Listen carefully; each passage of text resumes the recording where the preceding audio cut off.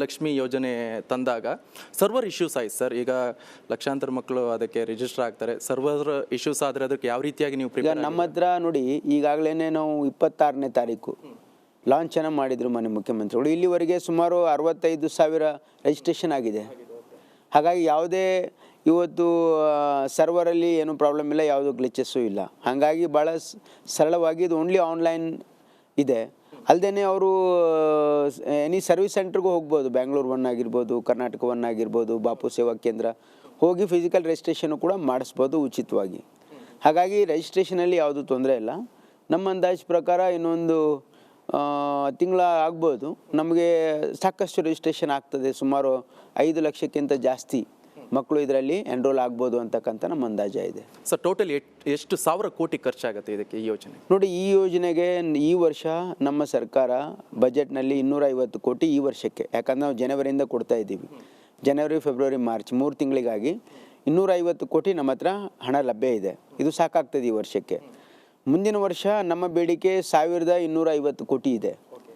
ಅದ್ರ ಮುಂದಿನ ವರ್ಷ 2500 ಕೋಟಿ ಇದೆ. ಅದಾದಮೇಲೆ ಪ್ರತಿ ವರ್ಷ ಸುಮಾರು 2500 ಕೋಟಿ ಖರ್ಚಾಗ್ತದೆ ಅಂತಕ್ಕಂಥ ಅಂದಾಜಿದೆ.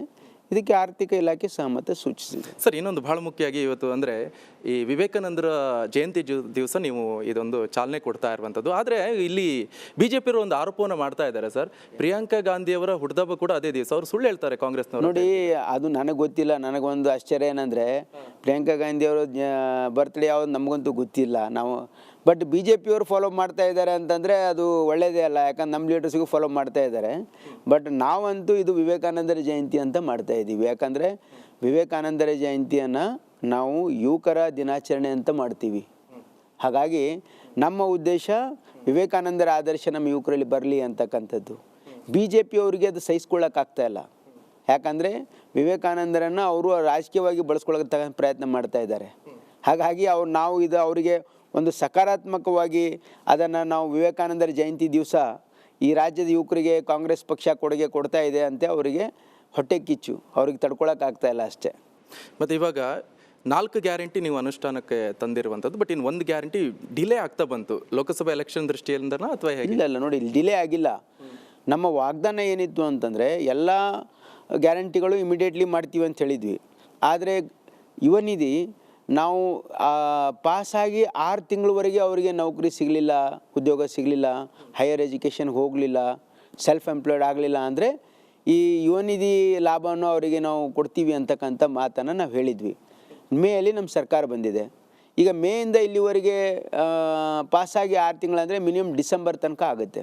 ಹಾಗಾಗಿ ಜನವರಿಯಿಂದ ಕೊಡ್ತಾಯಿದ್ದೀವಿ ನಾವು. ಇದರಲ್ಲಿ ಯಾವುದೂ ವಿಳಂಬ ಇಲ್ಲ. ನಮ್ಮ ಟೈಮ್ಲೈನ್ ಸರಿಯಾಗಿದೆ. ನಮ್ಮ ಮಾತಿನಂತೆ ನಮ್ಮ ಟೈಮ್ಲೈನ್ ಇದೆ. ನಾವು ಮಾತಿಗೆ ತಪ್ಪೋರಲ್ಲ, ನುಡಿದಂತೆ ನಡೀತಕ್ಕಂಥ ಜನ ನಾವು.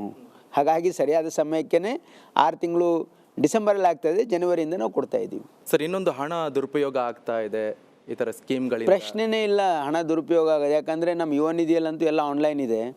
ಆಮೇಲೆ ಫಾಲ್ಸ್ ಸರ್ಟಿಫಿಕೇಟ್ ಕೊಡ್ತಕ್ಕಂಥ ಪ್ರಶ್ನೆಯೂ ಇಲ್ಲ. ಯಾಕಂದರೆ ಎಲ್ಲ ಯೂನಿವರ್ಸಿಟಿಗಳು ಸರ್ಟಿಫಿಕೇಟನ್ನು ನ್ಯಾಡಲ್ಲಿ ಡಿಪಾಸಿಟ್ ಮಾಡ್ತವೆ.